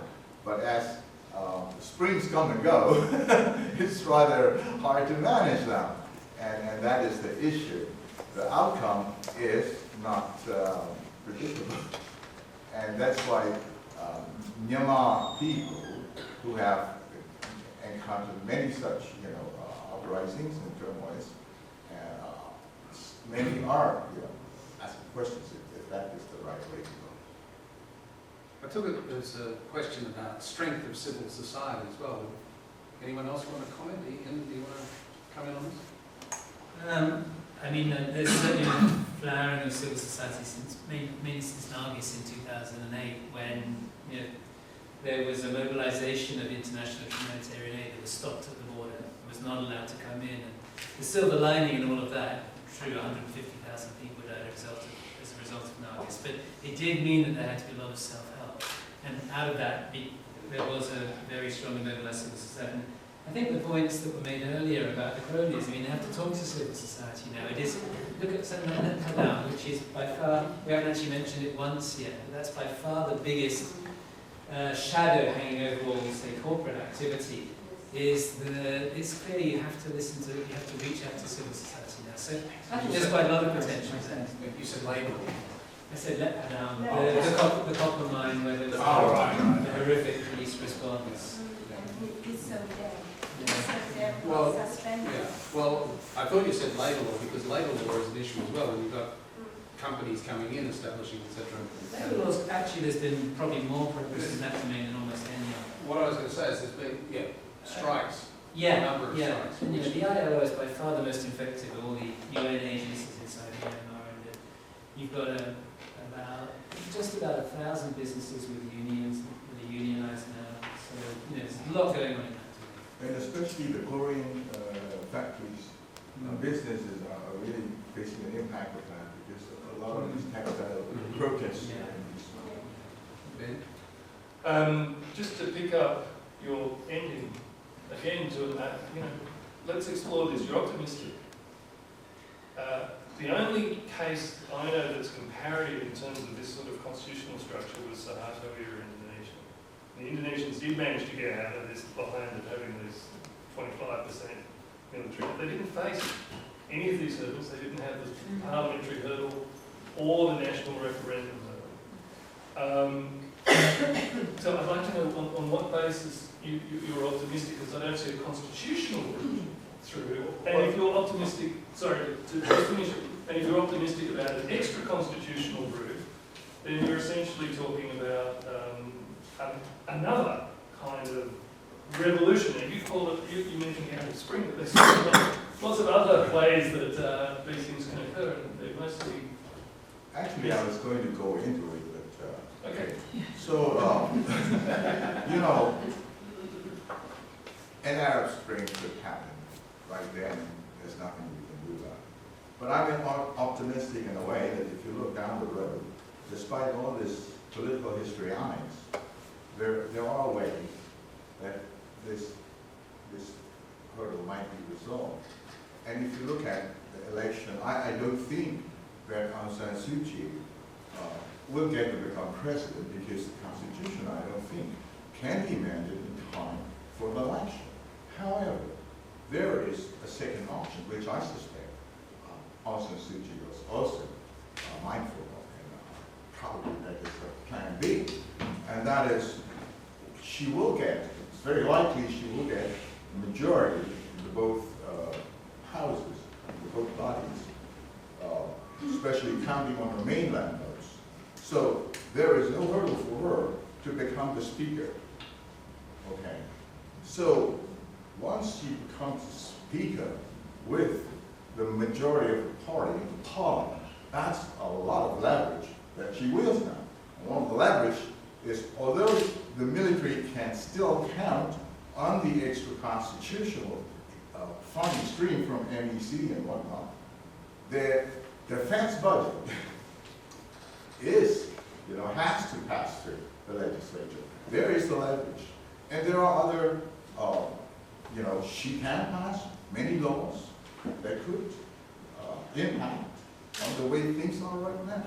So if we look at that, and I think the both are seeing this, despite this, as I said, the political histrionics that are going on, that's where my optimism is directed.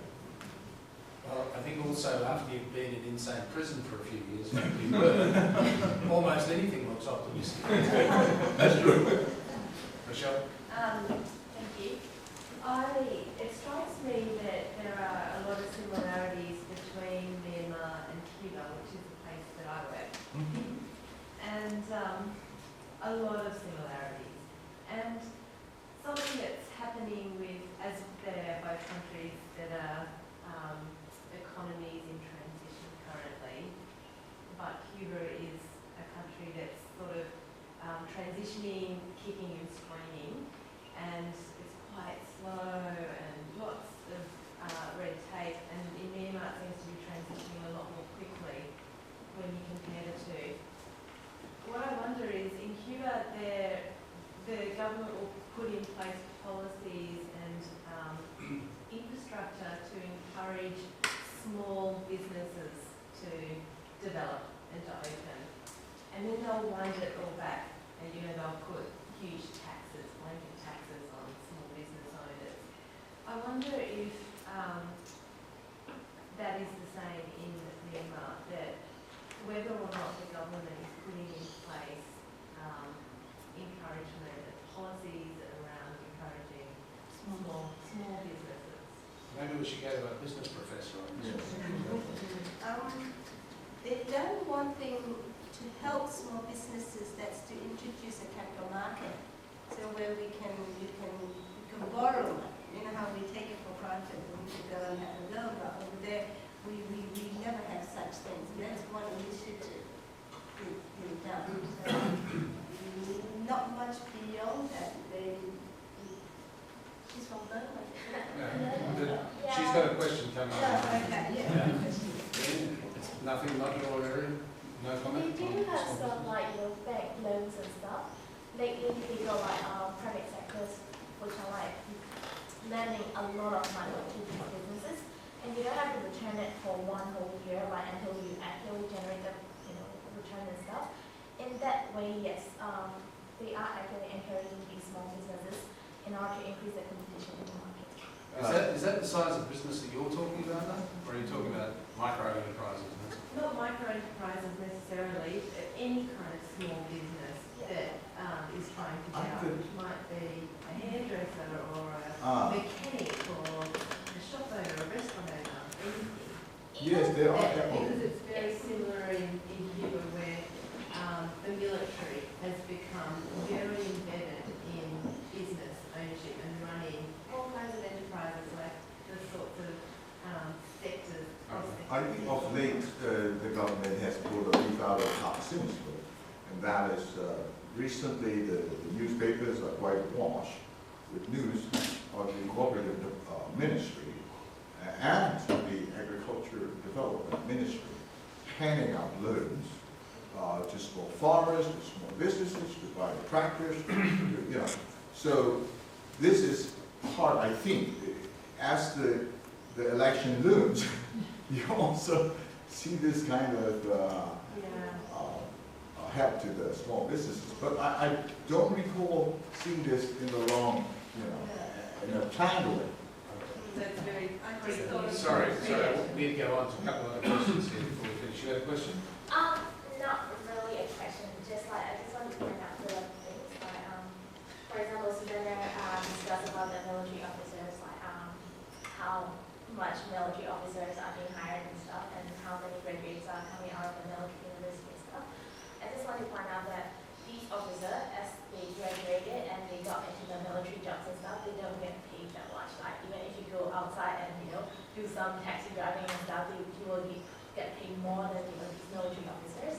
And another one is like, they got lots of military, lots of organizations owned by the military government and stuff, but not necessarily these officers who are out of the military thingy, they are not employed by these organizations. Mainly they are put into the departments of like governmental department, for example, immigrations and transportation, all these government departments.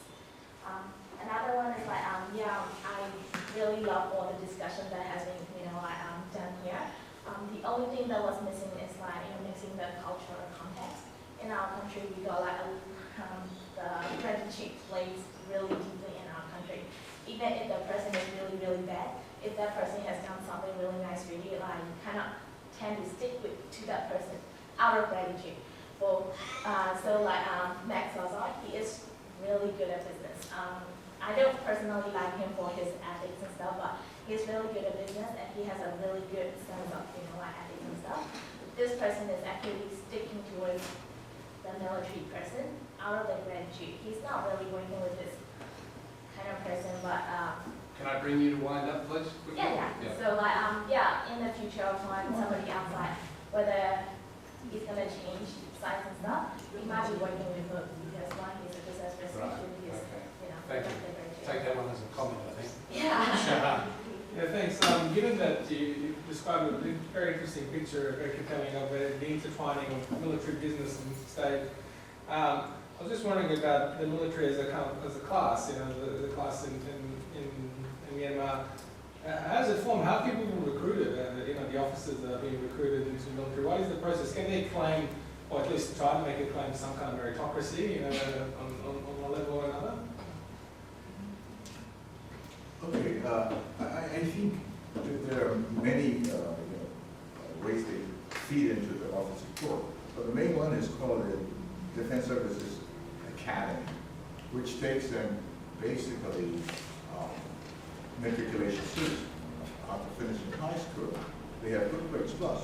They have to have the right background, which means you have to be from the military family. Oh, okay. So then they have another intake, mechanism, which is called the Officer Training Services. That is for those who have already obtained civilian degrees, then you can opt to join the military that way. But recently, that venue has to be closed down. So it is very familiar, is it? Yes. So the families have really expanded then? Yes. A lot of kids. I've got two more questions, then we're going to have to close down. Sorry, David. So we've got one down here, and then we've got one over there. Can we take the two questions and then let people on the panel answer it? So we'll take your question first. Okay, thank you. Just a short question about the Constitution. So in the meantime, civil society from all the layers, they are trying to change this Article 436 that giving all the authority. And all the layers from academic, from politician, and that. So in here, according to the civil rights, the soldier, they can participate for this changing process, for this amendment. But, so in this case, how you would view, how the chief of military, or how the military, they will give authority to their soldiers to participate or to come across for these changes, for this constitutional reform. Okay, just don't answer it. We'll take the last question. This is the last question. Again, it's about 25% of the parliament being designated as military. Really, I just wanted to ask, how solid, if you like, is that military vote in the long term? 25%, is that military vote absolutely predictable, or do you see in the long term, particularly as it's a large class, individuals in the parliament starting to, shall I even say, think themselves, and not necessarily adopt the, what we might call the party line? Is that group going to be absolutely solid long term?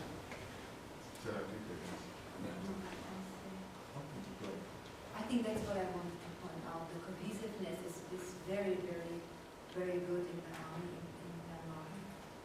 And as far, I cannot see that there will be any friction. You mean there'll be no cliques formed within the military that will Within? compete with each other? Within? Yes. Faction? No, we have 25%. Which might be represented in that 25%. If I could add, this 25% is not a constant cadre of MPs.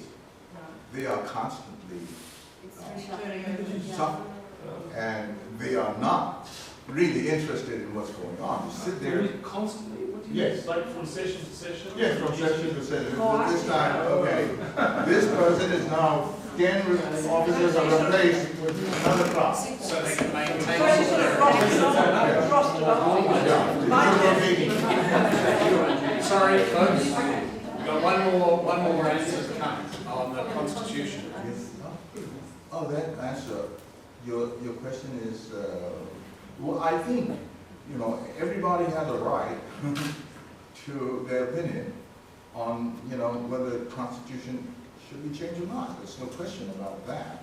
But my point is, the military is getting nervous, and especially U A's comments really don't make sense to me. But anyway, he made it. So that shows that, to me, they're trying to find a reason, you know, and sending a message to their people, hey, this is not right, even if she's saying it. So that is my point. By the way, the election commission chairman was the chairman for 10 years of the ruling of the Myanmar economic holdings. And the first president, the vice president was also chairman, was in the board. So we find all these people placed now in the political system. Okay. Well, before I ask you to join me in thanking all of our speakers today, I want to reiterate the invitation to everyone to come downstairs, join us for some snacks and some drinks, and to look at the artwork that Professor Holliday has very kindly and generously donated to the university. And could I ask you now to join me in thanking our speakers today?